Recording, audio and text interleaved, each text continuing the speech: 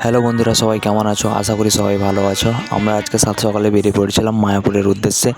সকাল সকাল আমরা স্টেশনে পৌঁছে গেছি। দেখতে পাচ্ছ লিলুয়া স্টেশনে আমরা পৌঁছে গেছি।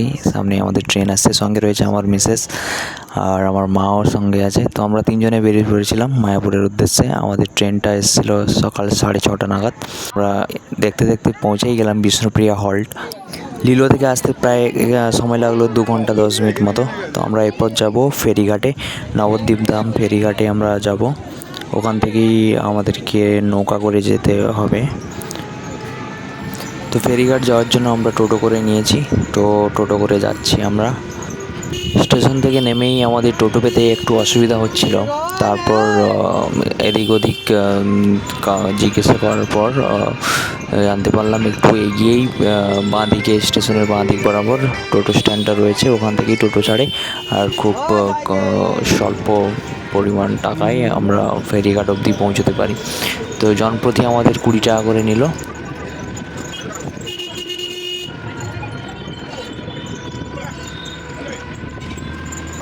তো আমরা ফেরিঘাট চলে এসেছি। এখানে থেকে আমরা 5 টাকার টিকিট করে নেব নৌকা বা লঞ্চে পারাপারের জন্য। লঞ্চে করে যেতে চাইলে তোমাদের 10 টাকা করে টিকিট লাগবে আর নৌকাতে 5 টাকা করে।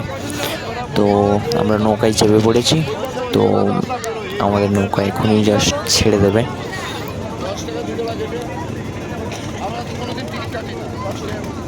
দেখতেই পাচ্ছ আমাদের নৌকা ছেড়ে দিয়েছে, ফেরিঘাট ছেড়ে দিয়েছে। আমরা মায়াপুরের উদ্দেশ্যে মায়াপুর ফেরিঘাটের দিকে এখন রওনা দিয়েছি।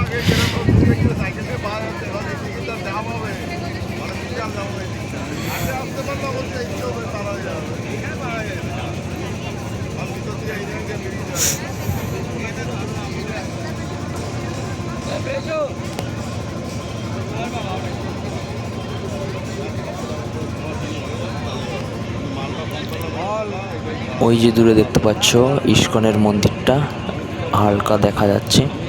আরও কিছুটা এগোলে আমি আরও ভালোভাবে তোমাদেরকে দেখাবো মন্দিরটা। তো ফেরি করে যেতে প্রায় সময় লাগবে মিনিট 10-15 মতো।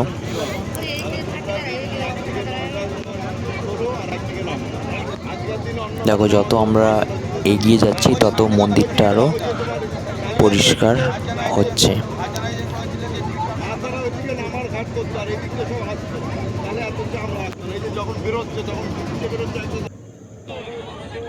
আমরা ফেরিঘাট চলে এসেছি। মায়াপুর ফেরিঘাটে আমরা চলে এলাম। এখান থেকে আমরা এখন হাঁটা দেওয়া শুরু করব। তো এসেই আমরা খুব তৃষ্ণার্ত ছিলাম আমরা, তাই সবাই 1 গ্লাস করে লস্যি খেলাম। 20 টাকা নিল গ্লাস প্রতি।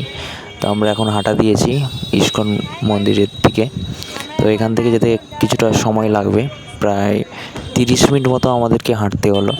কারণ ওখান থেকে ওই দিন নো এন্ট্রির বোর্ড দিয়ে দিয়েছিল, ওই দিন হোলির দিন ছিল বলে। তো টোটো ওখানে ঢুকতে দেয়নি ভেতরে, মন্দির অবধি টোটো চলাচল বন্ধ ছিল। রাস্তায় যেতে যেতে পাশে বহু মন্দির ছিল। তো আমরা ওই মন্দিরগুলো দর্শন করতে করতে এগিয়ে যাচ্ছিলাম আমাদের গন্তব্যস্থলের দিকে, মায়াপুরের ইস্কন মন্দির। তো ফাইনালি আমরা পৌঁছে গেছি মায়াপুরের ইস্কন মন্দিরের ভেতরের প্রাঙ্গণে। তো ভেতরটা জাস্ট দেখো তোমরা। এই মন্দিরটা হলো গিয়ে প্রভুপাদের সমাধি মন্দির। আর এটি হলো সেই আইকনিক চন্দ্রোদয় টেম্পল, যেটি এখনও আন্ডার কনস্ট্রাকশন রয়েছে। এখনও এটির কাজ সম্পূর্ণ হয়নি, আরও কিছুদিন সময় লাগবে এটার কাজ সম্পূর্ণ হতে। প্রায় 2 বছর মতো সময় তো লাগবেই।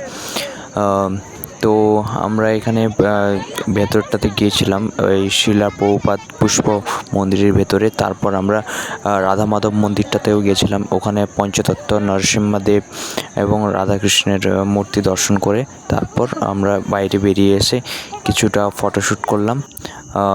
দেখতেই পাচ্ছ হাত ধরাধরি করে ঘোরাঘুরি করছিলাম আমরা।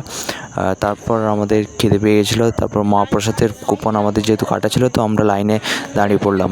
প্রচুর লাইন এখানে, দেখতেই পাচ্ছ মহাপ্রসাদ খাওয়ার জন্য প্রচুর লাইন এখানে।